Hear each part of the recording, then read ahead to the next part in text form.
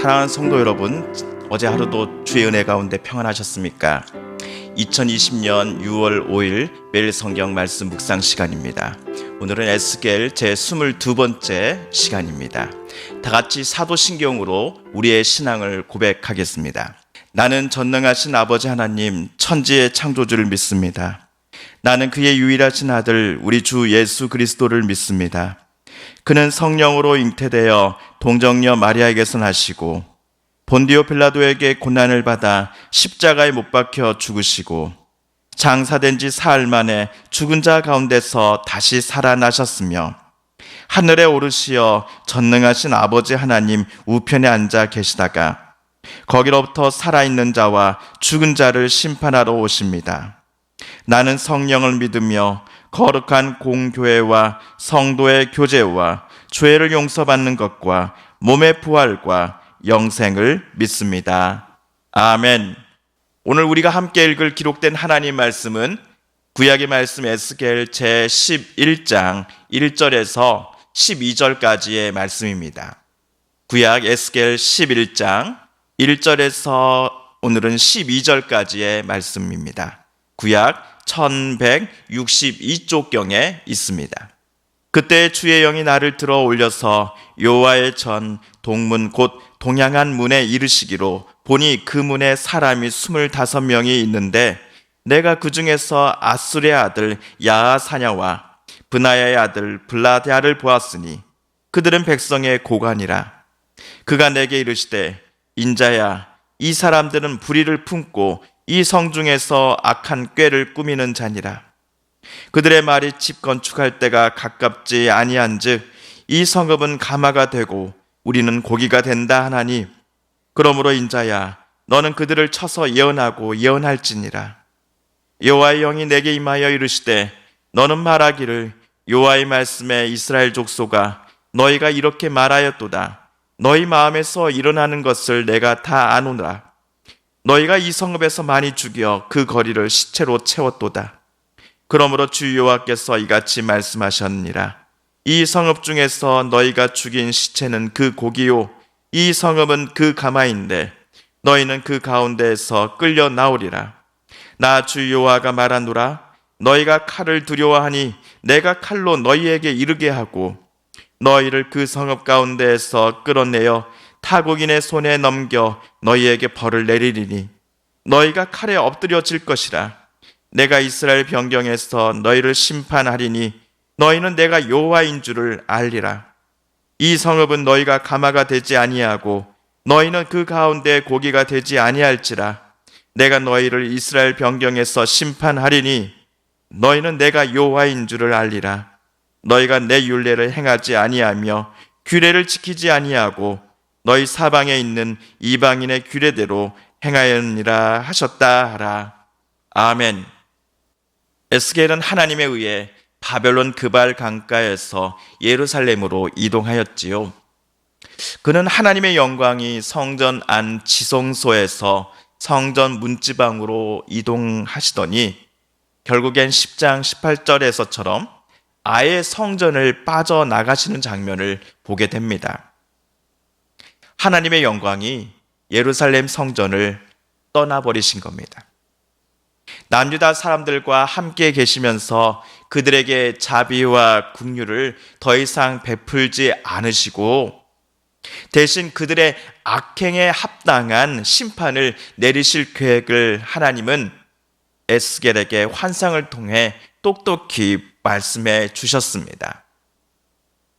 자, 한편 오늘 11장 1절을 보시면 하나님의 영이 에스겔을 들어 올리시더니 이번에는 그를 예루살렘 성전 동문 쪽으로 데리고 가셨습니다. 거기에는 25명가량의 사람들이 모여 있었습니다. 그 중에는 아술의 아들 야하사냐와 브나야의 아들 브랴다가 있었다라고 에스겔은 기록해 놓았습니다.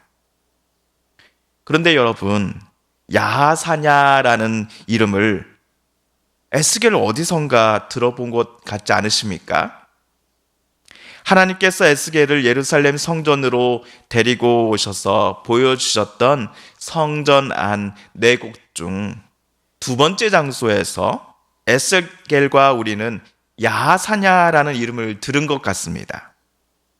제가 해당 부분인 8장 10절 그리고 11절을 한번 읽어보겠습니다. 내가 들어가 보니 각양 곤충과 가증한 짐승과 이스라엘 족속의 모든 우상을 그 사방 벽에 그렸고 이스라엘 족속의 장로 중 70명이 그 앞에 섰으며 사반의 아들 야사냐도 그 가운데 섰고 각기 손에 향로를 들었는데 향연이 구름같이 오르더라. 그런데 좀 더 자세히 살펴보면 하나님께서 에스겔을 데리고 가서 보여주신 성전한 제 두 번째 장소에서의 야사냐는 누구의 아들입니까? 사반의 아들로 적혀져 있습니다. 반면 오늘 성전 바깥 동쪽 문 근처에서 에스겔이 오늘 보았던 야사냐는 11장 1절에 따르면 아술의 아들이지요. 그렇다면 이 두 사람은 이름만 서로 같을 뿐 서로 다른 사람이라는 것을 알 수 있게 됩니다. 그럼에도 이 야사냐라는 이름을 가진 두 사람 모두 하나님의 성전 안에서 우상신을 섬기고 있었습니다. 예루살렘 성전은 하나님을 예배하고 하나님을 만나고자 하는 장소입니다. 그런데 이 성전 안 어떤 방의 벽에는 이집트 사람들이 섬기는 우상신들을 상징하는 그림들이 그려져 있었습니다. 이 그림 앞에 첫 번째 야사냐는 향을 피우면서 이스라엘의 정치 지도자격인 70명의 장로들과 함께 이방신 앞에 제사를 드리고 있었던 것이지요. 물론 오늘 성전 바깥 동문 쪽에 서 있던 악술의 아들 야사냐와 분하의 아들 블랴다가 성전 안에서 이방신을 섬기는 제사를 드렸다라는 기록은 물론 11장에 아니면 그 전에도 나오지는 않습니다. 다만 오늘 11장 2절을 보시면요, 이들은 불의한 마음으로 포악한 일을 꾸며내며 악독한 일을 꾀하는 사람들이었다라고 하나님은 그들에 대해 에스겔에게 알려주고 계십니다. 또한 하나님께서는 이들에 대한 평가를 12절에서도 덧붙이시는데요. 너희가 내 율례를 행하지 아니하며 규례를 지키지 아니하고 너희 사방에 있는 이방인의 규례대로 행하였니라 하셨다. 하나님의 말씀에 따르면 성전 바깥쪽 동쪽 문 근처에 모여있던 아술의 아들 야사냐와 분하의 아들 블랴다는 남유다의 고위 관료들이었습니다. 이들은 하나님의 뜻과 말씀대로 행정을 하지 않은 것입니다. 자기들이 가진 정치 권력과 힘을 가지고서 백성들을 탄압한 겁니다. 사회가 어수선한 틈을 타서 힘없는 자들의 재산을 부당하게 갈취하고 빼앗고 그들을 학대하였습니다. 심지어 고위 관료들의 이해 관계에 따라 아무 죄 없는 이들을 그들이 가진 권력을 가지고 죽여서 온 성읍을 그들의 시체로 무고한 자들의 피로 가득 채웠던 것입니다. 게다가 이들 고위 관료들은 에스겔 당시의 유대인들이 우상 숭배를 하는 것을 정치적인 목적 때문에 장려한 사람들입니다. 에스겔 당시의 남유다 백성들은 각 가정뿐만 아니라 심지어 하나님의 집인 성전에서도 하나님이 아닌 것들, 즉 거짓되고 죽어있는 우상들 앞에 엎드리고 자신들의 목숨을 구원해 줄 것을 요청하곤 하였습니다. 그런데 야사냐와 같은 이 고위 관료들은 백성들의 이러한 우상 숭배를 막기는커녕 묵인하고 어쩌면 하나님을 떠나 이집트에서 수입해온 거짓 신들을 섬길 것을 이들이 오히려 더 장려했던 것입니다. 그래야만 이집트의 보호를 받을 수 있으며 또한 자신들의 정치적인 권력도 부도 권세도 계속 누릴 수 있다라고 불리하다와 같은 고위 관료들은 판단했기 때문일 것입니다. 하나님께서는 저들 악한 관리들의 속마음을 꿰뚫고 계셨습니다. 3절은 야사냐와 같은 고위 관리들이 품었던 속마음이 어떤 것이었는지 하나님은 에스겔에게 말해주고 계십니다. 3절입니다. 그들의 말이 집 건축할 때가 가깝지 아니한즉 이 성읍은 가마가 되고 우리는 고기가 된다 하나니. 언뜻 3절은 팔팔 끓는 가마 속에 들어가는 고기처럼 남유다가 혹독한 환난을 심판을 당할 것이다 라는 의미처럼 여겨지기도 합니다.